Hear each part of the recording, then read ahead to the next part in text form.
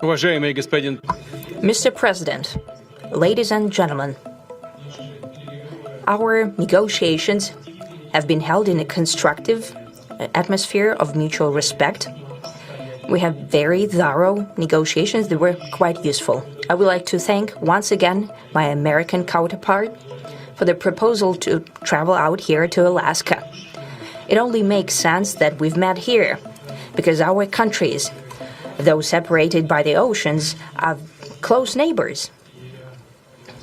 So when we've met, when I came out of the plane and I've said, "Good afternoon, dear neighbor. Very good to see you. In good health and to see you alive." I think that is very neighborly. And I think that's some kind words that we can say to each other.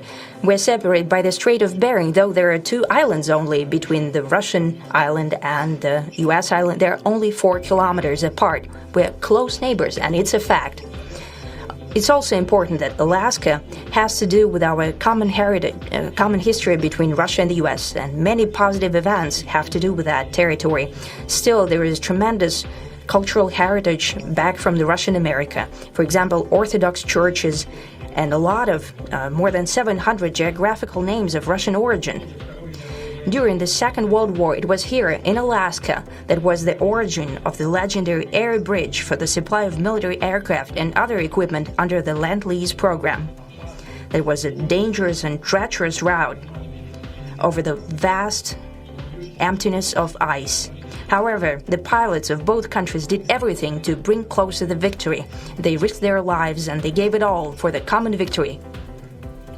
I was just in the city of Magadan in Russia, and there is a memorial there dedicated to the Russian and the US pilots. And there are 2 flags, the US flag and the Russian flag. And I know that here as well there is such a memorial. There is a military burial place several kilometers away from here.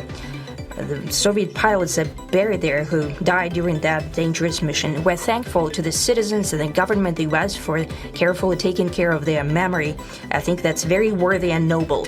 We'll always remember other historical examples when our countries defeated common enemies together in the spirit of battle camaraderie and allyship that supported each other and facilitated each other.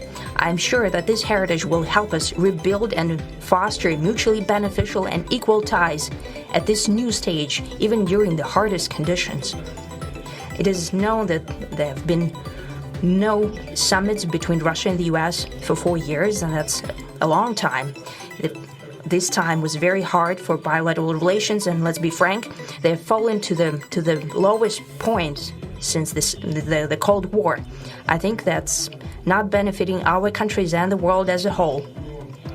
It is apparent that sooner or later we had to amend the situation to move on from the confrontation to dialogue. And in this case, a personal meeting between the heads of state has been long overdue. Naturally, under the condition of serious and painstaking work, and this work has been done in general.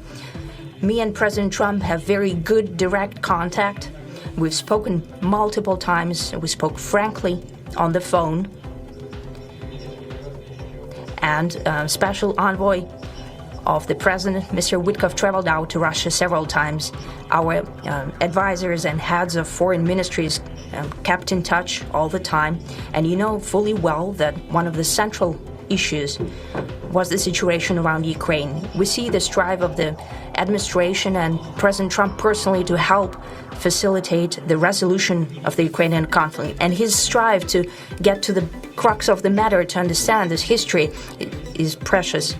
As I've said, the situation in Ukraine has to do with fundamental threats to our security. Moreover, we've always considered the Ukrainian nation, and I've said it multiple times, a brotherly nation. However strange it may sound in these conditions, we have the same roots, and everything that's happening is a tragedy for us and terrible wound. Therefore, the country is sincerely interested in putting an end to it. At the same time, we're convinced that in order to make the settlement lasting and long-term, we need to eliminate all the primary roots the primary causes of that conflict, and we've said it multiple times, to consider all legitimate concerns of Russia and to reinstate a just balance of security in Europe and in the world on the whole. And I agree with President Trump, as he has said today, that naturally the security of Ukraine should be ensured as well. Naturally, we are prepared to work on that. I would like to hope that the agreement that we've reached together will help us bring closer that goal and will pave the path towards peace in Ukraine. We expect that Kiev and European capitals will perceive that constructively and that they won't throw a wrench in the works. They will not make any attempts to use some backroom dealings to conduct provocations to torpedo the nascent progress. Incidentally, when the new administration came to power, bilateral trade started to grow. It's still very symbolic. Still, we have a growth of 20%. As I've said, we have a lot of dimensions for joint work. It is clear that the U.S. and Russian investment and business cooperation has tremendous potential. Russia and the U.S. can offer each other so much in trade, digital, high-tech, and in space exploration. We see that Arctic cooperation is also very possible, and our international context, for example, between the Far East of Russia and the West Coast of the US. Overall, it's very important for our countries to turn the page, to go back to cooperation. It is symbolic that not far away from here, at the border between Russia and the US, there was a so-called international date line. I think you can step over, literally, from yesterday into tomorrow. And I hope we'll succeed in that, in political sphere. I would like to thank President Trump for our joint work, for the well-wishing and trustworthy tone of our conversation. It's important that both sides are result-oriented, and we see that the President of the U.S. has a very clear idea of what he would like to achieve. He sincerely cares about prosperity of his nation. Still, he understands that Russia has its own national interests. I expect that today's agreements will be the starting point, not only for the solution of the Ukrainian issue, but also will help us bring back businesslike and pragmatic relations between Russia and the U.S. And in the end, I would like to add one more thing. I'd like to remind you that in 2022, during the last contact with the previous administration, I tried to convince my previous American colleague that the situation should not be brought to the point of no return when it would come to hostilities. And I said it quite directly back then that it's a big mistake. Today, when President Trump saying that if he was the president back then, there will be no war. And I'm quite sure that it would indeed be so. I can confirm that. I think that overall, me and President Trump have built a very good, businesslike and trustworthy contact. And I have every reason to believe that moving down this path, we can come, and the sooner the better, to the end of the conflict in Ukraine. Thank you. Thank you. Well, thank you very much, Mr. President. That was very profound. And I will say that I believe we had a very productive meeting. There were many, many points that we agreed on, most of them, I would say, a couple of big ones that we haven't quite gotten there, but we've made some headway.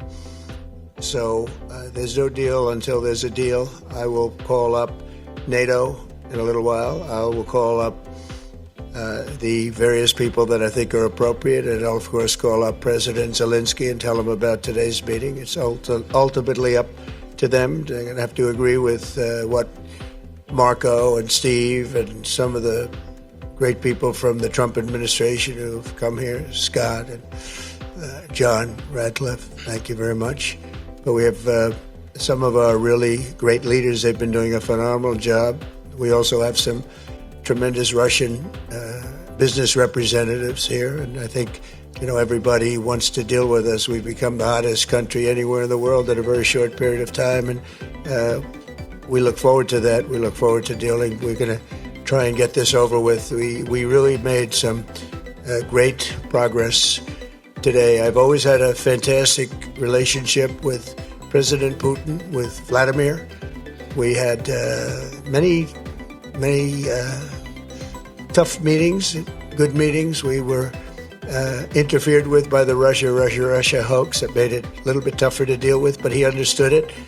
I think he's probably seen things like that during the course of his career. He's seen it all, but we had to put up with the Russia hoax. He knew it was a hoax, and I knew it was a hoax, but what was done was very criminal. But it made it harder for us to deal as a country in terms of the business and all of the things that we'd like to have dealt with. But we'll have a good chance when this is over. So just to put it very quickly, I'm going to start making a few phone calls and tell them what happened. But we had an extremely productive meeting, and many points were agreed to. There are just a very few that are left. Some are not that significant. One is probably the most significant, but we have a very good chance of getting there. We didn't get there, but we have a very good chance of getting there. I would like to thank President Putin and his entire team, who I know in many cases, other than that, whose faces I get to see all the time in the newspapers. You're almost as famous as the boss, but especially this one right over here. But we had some good meetings over the years, right? Good, productive meetings over the years, and we hope to have that in the future. But let's do the most productive one right now. We're going to stop really 5, 6, 7,000, thousands of people a week from being killed, and President Putin wants to see that as much as I do. So, again, Mr. President, I'd like to thank you very much, and we'll speak to you very soon and probably see you again very soon. Thank you very much, Vladimir. Next time in Moscow. Oh, that's an interesting one. I don't know. I'll get a little heat on that one, but I could see it possibly happening. Thank you very much, Vladimir. And thank you all. Thank you. Thank you. Thank you so much.